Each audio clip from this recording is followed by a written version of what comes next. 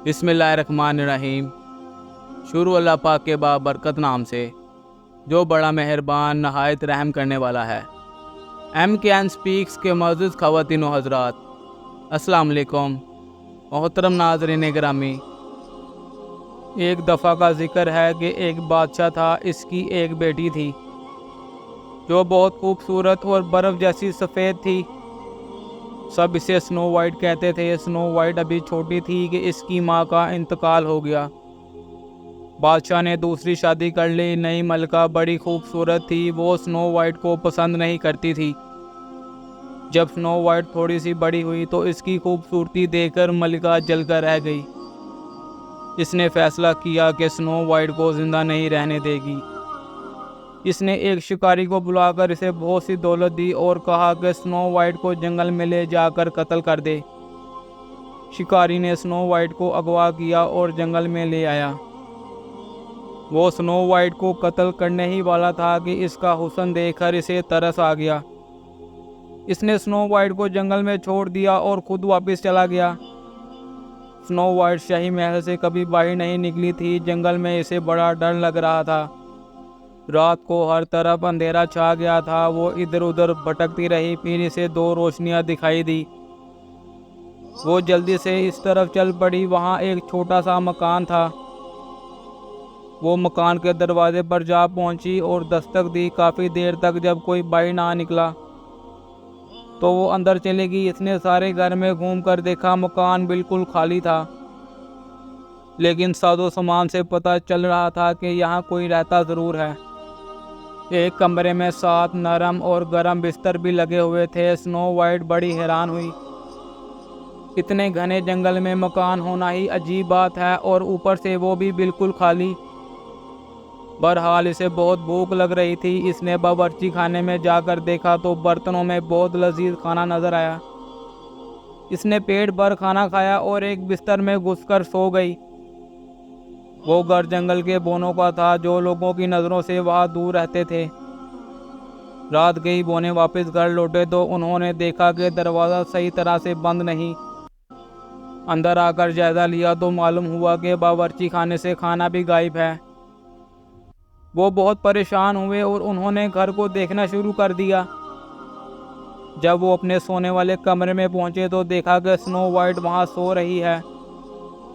बोने इसे देखकर बहुत हैरान हुए। अगली सुबह जब स्नो वाइट बेदार हुई तो सब बोने इसके गिर्द इकट्ठे हो गए। पहले तो वो डर गई, फिर इसने अपना दिल मजबूत किया और बोनों को अपनी कहानी बताई। बोने इसकी कहानी से बहुत मुतासिर हुए। उन्होंने स्नो वाइट को अपने साथ रहने की इजाज़त दे दी। स्नो वाइट सारा दिन घर पर रहती, खाना पकाती, सफाई वगैरह करती और घर का ख्याल रखती। बोने काम के सिलसिले में सारा दिन घर से बाहर रहते। शाम को वो घर आते तो स्नो वाइट के साथ मिलकर बहुत से खेल खेलते। सब बहुत खुश थे और स्नो वाइट को शाही महल और जालम सुतेली माँ यानी मलका भूल गई थी। मलिका के पास एक जादुई आईना था जो रोज़ इसे बताया करता था कि वो दुनिया की सबसे खूबसूरत औरत है। एक रोज़ आईने ने इससे कहा कि अब वो दुनिया की खूबसूरत औरत नहीं रही, क्योंकि स्नो वाइट जवान हो गई थी। अब वही दुनिया की सबसे खूबसूरत लड़की है। ये सुनकर मलिका को बड़ा गुस्सा आया। इसने शिकारी को सजाए मौत दिलवा दी और खुद एक बुरी औरत का रूप धार कर स्नो वाइट की तलाश में जंगल में आ निकली। कुछ ही देर में इसे बोनों का घर मिल गया। इस वक्त स्नो वाइट खिड़की पर खड़ी बाहर का नज़ारा कर रही थी। मलिका ने इसे सुरख सेब देकर कहा, बेटी तुम्हारी खूबसूरती देखकर मुझे अपनी बेटी याद आ गई।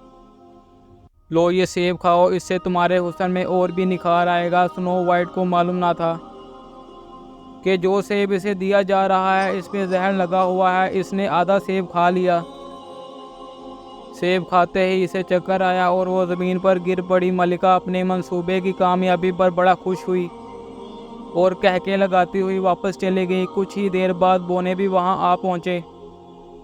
उन्होंने स्नो वाइट की हालत और पास आधा खाया सेब पड़ा हुआ देखा तो समझ गए कि मलिका को जहर दिया गया है।